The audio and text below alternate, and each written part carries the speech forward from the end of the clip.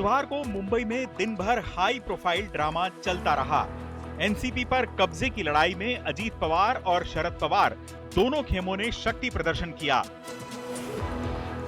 अजीत पवार खेमे की बैठक बांद्रा के भुजबल नॉलेज सिटी में हुई तो शरद पवार की वाईबी चौहान सेंटर में। दोनों खेमों ने अपनी अपनी बैठक में जिलेवार काउंटर लगवाए, जिनमें पार्टी के पदाधिकारियों से वफादारी का एफिडेविट भरवाया गया। दोनों खेमों ने एक दूसरे पर जमकर आरोप लगाए। अजीत पवार ने शरद पवार की उम्र पर सवाल उठाया और कहा कि 83 साल के हो गए हैं, दूसरों को रास्ता कब देंगे। हर 25 साल में नई पीढ़ी आती है। अपना इस्तीफा दिया और वापस ले लिया। अगर वापस ही लेना था तो इस्तीफा दिया क्यों था? आपने निरंकुश फैसले लिए और मुझे विलन की तरह पेश किया। आईएएस अधिकारी 60 साल की उम्र में रिटायर होते हैं। राजनीति में भी बीजेपी नेता 75 साल की उम्र में रिटायर होते हैं। आप लालकृष्ण आडवाणी और मुरली मनोहर जोशी का उदाहरण देख सकते हैं। इससे नई पीढ़ी को आगे बढ़ने का मौका मिलता है। आप हमें अपना आशीर्वाद दें। दूसरे दिन वो वाईबी चौहान स्मारक गए। मैं भी वहां गया हूं। लेकिन आप 83 वर्ष के हैं। क्या आप अपनी पारी को विराम नहीं देंगे? 2-4 विधायक छोड़कर सब लोगों ने जो है एफिडेविट पर सिग्नेचर करके दिया है और सब लोग हमारे साथ हैं। ये बात बिल्कुल सही है कि अगर पवार साहब का फोन कॉल आता है तो जाते हैं, मिलते हैं, फिर यहाँ आते हैं। हमको बुलाएंगे तो हम भी जाएंगे, दर्शन करेंगे भाई। उसमें जहां अजीत पवार खेमा लगातार 40 विधायकों के समर्थन का दावा कर रहा है, वहीं शरद पवार खेमे के जयंत पाटिल ने दावा किया है कि उनको 44 विधायकों का समर्थन हासिल है। दोनों ही खेमों ने बुधवार की इस बैठक से पहले अपना किला मजबूत करने के लिए पूरा जोर लगाया। खुद शरद पवार ने एक विधायक को फोन किया। बेटी सुप्रिया सूले ने एक वीडियो जारी कर कहा कि मैं आपका इंतजार कर रही हूं। हमारे बहादुर नेता शरद पवार हमारा मार्गदर्शन करने के लिए तैयार हैं। भतीजे अजीत पवार ने भी विधायकों को फोन किया और हलफनामा भरवाया। सवाल यह है कि चाचा और भतीजे की इस लड़ाई में कौन किस पर भारी है।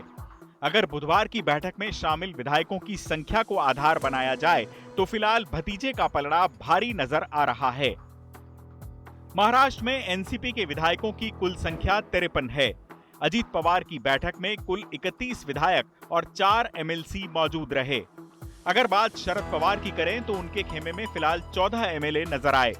कुछ विधायक हवा का रुख भांपने में लगे हैं और उन्होंने अपने पत्ते नहीं खोले हैं। अजीत पवार खेमे को दल बदल कानून के तहत अयोग्य होने से बचने के लिए 36 विधायकों के समर्थन की दरकार है। दोनों खेमों की कोशिश है कि ज्यादा से ज्यादा विधायकों को अपने पाले में लाया जाए। अब चाचा और भतीजे में पार्टी की कमान अपने हाथ में लेने की जंग शुरू हो गई है। एनसीपी के नाम और चुनाव चिन्ह की खींचतान में दोनों खेमों ने चुनाव आयोग का रुख किया है। अजीत पवार खेमे ने एनसीपी के नाम और चुनाव चिन्ह पर दावा ठोक दिया है। बताया जा रहा है कि अजीत पवार गुट ने अपने दावे के एवज में विधायकों और सांसदों के 40 से ज्यादा हलफनामे चुनाव आयोग में दाखिल किए हैं। शरद पवार गुट ने भी आयोग का रुख किया है। शरद पवार ने आयोग में एक याचिका दायर कर गुजारिश की है कि एनसीपी की लड़ाई पर फैसला लेने से पहले उनकी बात भी सुनी जाए, यानी गेंद चुनाव आयोग के पाले में है। हम शरद पवार को ही पार्टी मानते हैं और शरद पवार को ही चिन्ह मानते हैं। वो चेहरा जो है वो कोई भी चिन्ह को लेके महाराष्ट्र में क्रांति कर देगा। उन्होंने बताया कि वो तो बोलते हैं कि हम सम्मान करते हैं, कुर्सी रखी गई है, बकायदा एक वैकेंट कुर्सी रखी गई। मैं उनका आदर करता हूँ। मैं भी उनका आदर करने वाला कार्य करता हूँ। मेरा जो लड़ाई है हमारी भाजपा के साथ है। उन्होंने हमारा घर तोड़ा है। आयोग आने वाले दिनों में एनसीपी के भविष्य को लेकर अहम फैसला ले सकता है। चुनाव आयोग दोनों पक्षों से अपने अपने दावों और संबंधित दस्तावेजों का आदान प्रदान करने के लिए कह सकता है। चुनाव चिन्ह आरक्षण और आवंटन आदेश 1968 के तहत चुनाव आयोग के पास राजनीतिक दलों को मान्यता देने और चुनाव चिन्ह देने का अधिकार है।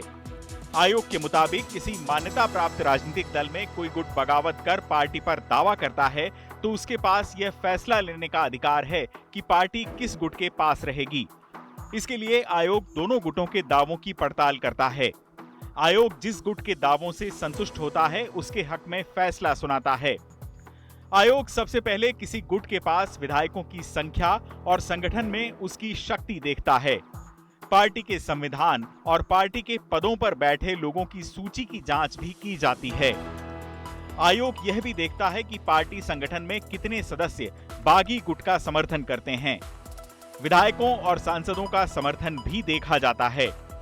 आयोग राज्य इकाई से लेकर जिला इकाई और मंडल इकाई तक बहुमत को जांचता है। पार्टी के पूरे स्ट्रक्चर को चेक किया जाता है।